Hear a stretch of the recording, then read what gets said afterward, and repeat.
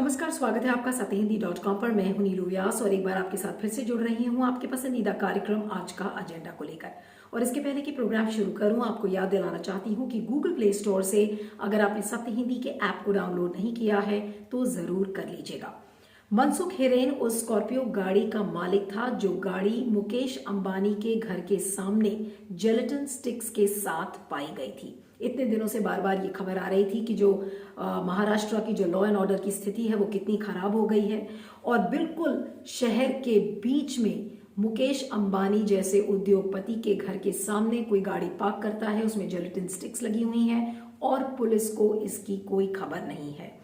लेकिन कल जिस समय पूर्व मुख्यमंत्री देवेंद्र फडणवीस विधानसभा के अंदर हिरेन मनसुख की सुरक्षा की मांग कर रहे थे, उसके कुछ ही देर बाद ऐसी खबर आई कि हिरेन मनसुख ने खुदकुशी कर ली है, वो भी कलवा झील में कूद कर। लेकिन अब जिस तरीके के आरोप मनसुख हिरेन के परिवार वाले लगा रहे हैं, उससे ऐसा लग रहा है कि कोई ना कोई साजिश जरूर है। मामला इतना सिंपल नहीं बल्कि पेचीदा है और इसमें कई परतें जुड़ी हुई हैं। और परतें शब्द मैं इसलिए इस्तेमाल कर रही हूं क्योंकि विमला हिरेन जो कि मनसुख हिरेन की पत्नी है, उन्होंने कहा है कि उनके पति उनको बोल कर गए थे कि वो तावड़े नाम का एक पुलिस ऑफिसर है, उसने थाने में उन्हें बुलाया था और जब वो घर नहीं लौटे तो उन्होंने जाकर जब पुलिस स्टेशन में जब कंप्लेन रजिस्टर की तो पुलिस ने उनकी गुमशुदगी की कंप्लेन रजिस्टर नहीं की। उसके बाद मनसुख के जो भाई हैं विनोद हिरेन, उनका ये कहना है कि खुदकुशी इसमें हो ही नहीं सकती क्योंकि मनसुख हिरेन एक बहुत अच्छे तैराक थे, बच्चों को तैराकी सिखाते थे, तो अगर उन्होंने खुदकुशी की थी या कूदकर अपनी जान दी थी तो वो अपनी जान को बचा भी सकते थे। एक और बात जो सामने आ रही है वो ये आ रही है कि अगर मनसुख हिरेन अपने घर वालों को ये बोलकर गए थे कि वो थाने जा रहे हैं, तो अगर आप उनके फोन की लास्ट लोकेशन देखें जो कि सामने आ रही है तो उसमें फोन की लोकेशन विरार बताई जा रही है। तो जो व्यक्ति ठाणे जा रहा था वो विरार कैसे पहुंचा है? और ये भी सामने आया है जांच में, जिस समय की बॉडी खोली जा रही थी तो ऐसा पाया गया है कि हिरेन मनसुख के मुंह के अंदर 4 रुमाल दबाए गए थे। तो यानी कि अब ये बात सामने आ रही है कि आत्महत्या है या साजिश का मामला है। लेकिन इस पूरे जांच के मामले से जुड़े हैं पुलिस ऑफिसर सचिन वाजे, जो कि ये बताया जाता है कि शिवसेना से बहुत करीब हैं और ये जो पूरा मामला था जिसमें कि मुकेश अंबानी के घर के सामने जो गाड़ी पाई गई थी उसकी जो पूरी जांच है वो सचिन वाजे कर रहे थे। और अब जब ये पूरा मामला आया है सामने तो इसको लेकर राजनीति इसलिए गर्मा गई है क्योंकि जो पूर्व मुख्यमंत्री हैं देवेंद्र फडणवीस, कल उन्होंने विधानसभा में कई चीजों की मांग की और कई चीजों का खुलासा भी किया है। उन्होंने ये कहा कि जो गाड़ी के ओनर थे हिरेन मनसुख, वो सचिन वाजे से कई महीनों से संपर्क में थे।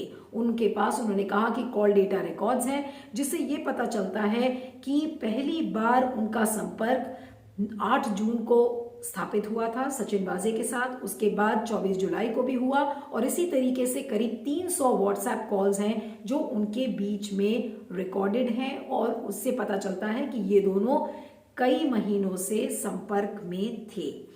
फिर उन्होंने जो बात सामने उठाई है वो ये उठाई है कि किस तरीके से जब ये एंटीलिया के सामने, एंटीलिया वो घर का नाम है जहां पर मुकेश अंबानी रहते हैं, तो जब ये गाड़ी मिली थी तो किस तरीके से सचिन वाजे वहां पर पहले ऑफिसर थे जो पहुंचे थे। तो इन तमाम चीजों को उन्होंने कहा है कि ये जो सारी चीजें हैं उससे ऐसा लगता है कि लॉ एंड ऑर्डर की स्थिति बहुत खराब है और ये कॉन्स्पिरेसी उन्होंने बताई है। और उन्होंने कहा है कि वहां पर एक गाड़ी नहीं बल्कि 2 गाड़ियां थी, एक स्कॉर्पियो और दूसरी एक इनोवा गाड़ी थी।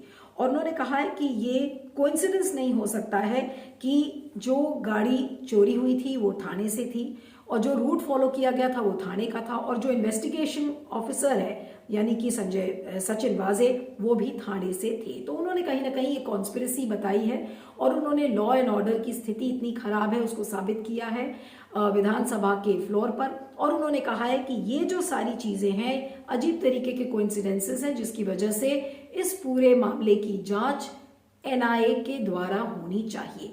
अब जब देवेंद्र फडणवीस इस मामले को विधानसभा में उठा रहे थे, उसकी थोड़ी देर बाद ये खबरें आई कि हिरेन मनसुख ने खुदकुशी कर ली है और कलवा क्रीक में कूदकर अपनी जान दे दी है। तो ये जो मामला है ये पूरा बहुत सिंपल नहीं लगता है। जिस तरीके से विपक्ष यानी कि बीजेपी इस बात को बार बार कह रहा है कि ऐसा लगता है कि मुकेश अंबानी के घर के सामने जिस तरीके से गाड़ी को पार्क किया गया उसमें एक साजिश है। और अब जब हिरेन मनसुख की जो मौत है वो खुदकुशी से हुई है या सुइसाइड से हुई है, ये बातें क्लियर नहीं है, तो कहीं ना कहीं कोई कॉन्स्पिरेसी का एंगल इसमें जरूर नजर आ रहा है। लेकिन एक बात तो साफ है कि इसको लेकर राजनीति इस समय बिल्कुल गर्मा चुकी है। महाविकास आघाड़ी सरकार के लिए जो पिछले 1.5 साल पहले बनी थी, मेरे हिसाब से ये सबसे बड़ी चुनौती है, क्योंकि इसमें जो एलिगेशंस है वो सर्विंग पुलिस ऑफिसर के खिलाफ लगाए गए हैं। ये बहुत ही हाई प्रोफाइल मामला है जिसमें भारत के ना या के विश्व के सबसे बड़े उद्योगपतियों में से एक मुकेश अंबानी के घर के बाहर जो गाड़ी रखी गई थी और उसके साथ जो एक धमकी का खत भी पाया गया था उससे जुड़े हुए हैं। तो इसलिए इसकी जांच में सबको इंटरेस्ट होगा, ये बात तो खुली है। लेकिन जिस तरीके से जो तथ्य बाहर आ रहे हैं और उसमें एक पुलिस इंस्पेक्टर सचिन वाजे है, उनका और सारी कड़ियां सब आगे आ रही है, वो देख के ये मामला आने वाले समय में राज्य का सबसे बड़ा एक पॉलिटिकल मुद्दा बनेगा, इसमें कोई संशय नहीं है। और मेरे हिसाब से इसकी जांच जो कल शुरुआत में मुंबई पुलिस कर रही थी, उसके बाद में वो एटीएस को दे दी गई, वो एनआईए को दी जाए, ऐसी मांग विपक्ष ने की है। इस मांग का क्या होता है, सेंट्रल गवर्नमेंट इसमें इंटरवीन करती है या नहीं, उसके ऊपर ये केस का आगे क्या होता है ये डिपेंडेंट है। सीडीआर कैसे आ गए खुद देवेंद्र फडणवीस ही बता सकते हैं, लेकिन जो पिछले जो कुछ महीनों में जो स्कैम आगे आए थे उसमें पाया गया था कि इवन कई सारे प्राइवेट डिटेक्टिव भी जो कॉल्ड डिटेल्स है वो इन्वेस्टिगेट करके पा सकते हैं, कौन से तो पुलिस स्टेशन में फर्जी कंप्लेंट करके उधर के स्थानिक पुलिसों को की मदद से ये सीडीआर प्राप्त किए जा सकते हैं। मुख्यतः ये सब जो डिवोर्स केसेस है या फिर किसी के ऊपर सर्वेलेंस करना है, ऐसे सब कामों के लिए प्राइवेट डिटेक्ट ये कानूनी नहीं है, लेकिन ऐसे सीडीआर प्राप्त करना ये बड़ी बात नहीं है। विपक्ष नेता देवेंद्र फडणवीस ने ये सीडीआर कैसे प्राप्त किए इसकी जानकारी वे खुद ही दे सकते हैं। नहीं, जैसे दिन बीत रहे नीलू, वैसे वैसे इस मामले से पेंच जो है जुड़े हुए वो और गहराते जा रहे हैं और उससे जुड़े राज भी गहराते जा रहे हैं। ये मामला इतना भर था कि एक गाड़ी मिली थी जिसमें विस्फोटक थे, जिलेटिन स्टिक्स थी, और ये गाड़ी मुकेश अंबानी के घर के सामने मिली हुई थी। लेकिन वहां से फिर जांच आगे बढ़ती गई और पता चला कि जो स्कॉर्पियो गाड़ी थी इसके मालिक मनसुख हिरेन थे और उन्होंने कल या परसों ऐसा पाया गया कि उनकी बॉडी जो है वो एक नदी में मिली और ये पाया गया कि उन्होंने खुदकुशी की है। लेकिन जो विपक्ष है वो बार बार ये कह रहा है कि ये उनकी खुदकुशी नहीं है और इसमें ये मामला जो है वो और भी जटिल है। अब और भी जटिल इस तरह से है क्योंकि देवेंद्र फडणवीस जो विपक्ष के नेता है उन्होंने विधानसभा में खुद होकर कहा है कि उन्होंने उनकी डेड बॉडी देखी, उनके हाथ पीछे बांधे हुए थे और उनकी और सचिन वाजे जो कि इन्वेस्टिगेटिंग ऑफिसर है इस सब के और कई सारे और केसेस के भी वो इन्वेस्टिगेटिंग ऑफिसर है, तो उनकी बात हुई थी, वो ये गाड़ी लेकर कुलाबा गए थे और इसीलिए इस मामले की जांच एनआईए में होनी चाहिए। और इस मामले में जिस तरह की जांच हो रही है उससे वो बिल्कुल खुश नहीं दिख रहे। इसके जवाब में महाराष्ट्र के जो गृह मंत्री है उन्होंने ये कहा कि चूंकि सचिन वाजे अर्नब गोस्वामी से जुड़े मामलों की जांच कर रहे हैं और टीआरपी की केस की जांच कर रहे हैं और जिसमें केंद्र सरकार पर अलग अलग आरोप लगाए जा रहे हैं, इसीलिए जो बीजेपी और विपक्ष, जो बीजेपी विपक्ष है महाराष्ट्र में वो खफा है और इसीलिए हर केस को वो केंद्रीय एजेंसियों से जांच करवाना चाहती है। ये बात भी सामने आ रही है कि 2 मार्च को मनसुख हिरेन ने एक चिट्ठी भी लिखी थी उद्धव ठाकरे को, महाराष्ट्र के मुख्यमंत्री को, कि उनको बहुत ज़्यादा मानसिक तनाव है, पुलिस उनसे बहुत ज़्यादा पूछताछ कर रही है। तो ये सारी बातें सामने आई हैं। लेकिन सचिन वाजे ने, जब रिपोर्टर्स ने उनसे पूछा था, तो उन्होंने कहा कि जी हाँ, वो संपर्क में थे और उन्होंने ये भी बताया प्रेस को कि जो हिरेन मनसुख थे वो बहुत दबाव में थे, कुछ पुलिस ऑफिसर्स और कुछ जर्नलिस्ट उन पर दबाव डाल रहे थे। तो इतनी बात सचिन वाजे ने उनको बताई है। लेकिन जिस तरीके की पॉलिटिक्स इस समय हो रही है वो भी यहाँ पर समझना जरूरी है। अब आपको बता दें कि जैसे जो बीजेपी के नेता हैं आशीष शेलार, उन्होंने क्या कहा है कि सचिन वाजे, जो कि एक एनकाउंटर स्पेशलिस्ट के नाम से जाने जाते हैं, और तो हर केस, हर हाई प्रोफाइल केस उनके पास क्यों जाता है? ये पहला सवाल है कि कोई भी हाई प्रोफाइल केस होता है वो सचिन वाजे के पास क्यों जाता है। अब सचिन वाजे एनकाउंटर स्पेशलिस्ट थे, ये भी जानना जरूरी है कि 2004 में जब घाटकोपर ब्लास्ट केस में जो आरोपी थे ख्वाजा यूनुस, तो उनकी कस्टोडियल डेथ हुई थी सचिन वाजे के अंडर में और उस समय उनको सस्पेंड कर दिया गया। उसके बाद फिर उन्होंने शिवसेना ज्वाइन की और उसके बाद जब महाराष्ट्र विकास आघाड़ी की सरकार वापस आई तो उनको जो मुंबई क्राइम ब्रांच है उसकी इंटेलिजेंस यूनिट का हेड बना दिया गया। तो जाहिर सी बात है कि सचिन वाजे एक ऐसे ऑफिसर हैं जो कि शिवसेना से बहुत करीबी माने जाते हैं। और आपको ये भी बता दें कि सचिन वाजे ही वो ऑफिसर हैं जो कि टीआरपी मैनिपुलेशन, यानी कि टीआरपी घोटाला का जो पूरा केस है उसकी भी पड़ताल कर रहे हैं। तो ये दोनों चीजें यहाँ पर अलग नहीं हो सकती हैं। यहाँ तक कि कल असेंबली के अंदर भी कई नेताओं ने इस बात को उठाया है और जो खुद महाराष्ट्र विकास आघाड़ी सरकार के लोग थे और उन्होंने देवेंद्र फडणवीस को उनके स्टेटमेंट पर बोला है कि कहीं ऐसा तो नहीं कि बीजेपी को इस बात का बुरा लग रहा है कि जो टीआरपी घोटाला है, यानी कि जिसमें अर्नब गोस्वामी का नाम आ रहा है और काफी हाई प्रोफाइल केस है, तो उसमें कहीं ना कहीं उद्धव ठाकरे, ऐसा लग रहा है कि केंद्र सरकार को कटघरे में खड़ा करना चाह रही है, क्योंकि अर्नब गोस्वामी जाहिर सी बात है कि बहुत केंद्र सरकार, केंद्र की जो सत्ता है उससे बहुत करीबी माने जाते हैं। तो उस केस पर दबाव ना डाला जाए, इसलिए अब इस मुकेश अंबानी केस से और मनसुख हिरेन की हत्या या आत्महत्या के मामले में लेकर ऐसा लग रहा है कि बिल्कुल ये टिट फॉर टैट केस हो गया है। लेकिन आपको ये भी बता दें कि कल देवेंद्र फडणवीस ने मांग की थी कि इस पूरे मामले की जो जांच है, जो किस तरह से ये गाड़ी संदिग्ध परिस्थितियों में पाई गई थी, और अब कि ये जो पूरा मामला है जिसमें कि मनसुख हिरेन ने आत्महत्या की है या हत्या की है, इसकी मामले की भी जांच एनआईए के समक्ष ही होनी चाहिए। तो अब जो केंद्रीय जांच एजेंसी है वर्सेस मुंबई पुलिस, इसको लेकर भी अब राजनीति काफी गर्म हो गई है। तो इसके अब दो एंगल्स हैं। एक तो मनसुख हिरेन का जो हत्या का मामला है या आत्महत्या का, भी हमें ये नहीं पता, अभी केमिकल एनालिसिस रिपोर्ट इसकी आनी बाकी है। तो अभी ये देखना होगा और ये भी कहना बहुत जल्दी होगी कि ये हत्या है या आत्महत्या का मामला है। लेकिन अभी फिलहाल इसको एक आत्महत्या के मामले के रूप में मुंबई पुलिस ने दर्ज किया है और महाराष्ट्र विकास आघाड़ी सरकार ने ये कहा है कि मुंबई पुलिस इसकी जांच अभी कर रही है और अभी फिलहाल इसको मुंबई एटीएस को ये पूरा मामला सौंप दिया गया है। लेकिन आपको बता दें कि बीजेपी के जो आशीष शेलार हैं, उन्होंने इस बात को सवाल उठाया है कि सचिन वाजे को बार बार हाई प्रोफाइल केसेस क्यों दिए जाते हैं। उन्होंने इस बात को भी लेकर सवाल खड़े किए हैं कि सचिन वाजे जब हिरेन मनसुख का पोस्टमार्टम हो रहा था तो वो वहां पर क्यों मौजूद थे, जबकि ये पूरा मामले की जो जांच है वो मुंबई एटीएस को सौंप दी गई थी। तो कहीं ना कहीं इस समय केंद्र सरकार वर्सेस उद्धव ठाकरे की जो पूरी लड़ाई है वो इस समय काफी बढ़ चढ़ कर सामने आ गई है और फिर से एक बार मुंबई पुलिस वर्सेस केंद्रीय जांच एजेंसीज का जो पूरा मामला है वो सामने आ रहा है कि किस तरीके से इस पर राजनीति हो रही है। लेकिन एक बात यहाँ पर समझने वाली होगी कि पिछले बार जब विधानसभा सत्र चल रहा था तो उस समय टीआरपी घोटाला सामने आया था और उसी समय अर्नब गोस्वामी के बेल का केस सामने आया था। उस समय आपको याद होगा कि अर्नब गोस्वामी जेल में थे।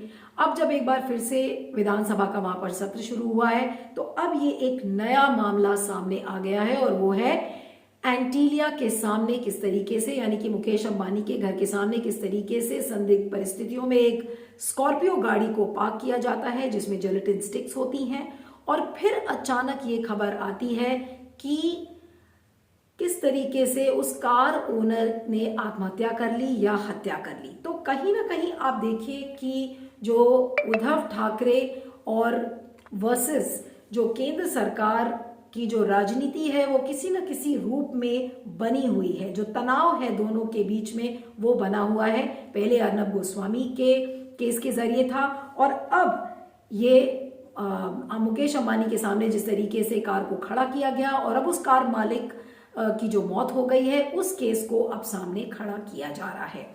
तो क्या दिखाने की कोशिश हो रही है? मुंबई जो महाराष्ट्र के पूर्व मुख्यमंत्री हैं वो किन बातों को सामने रखना चाह रहे हैं?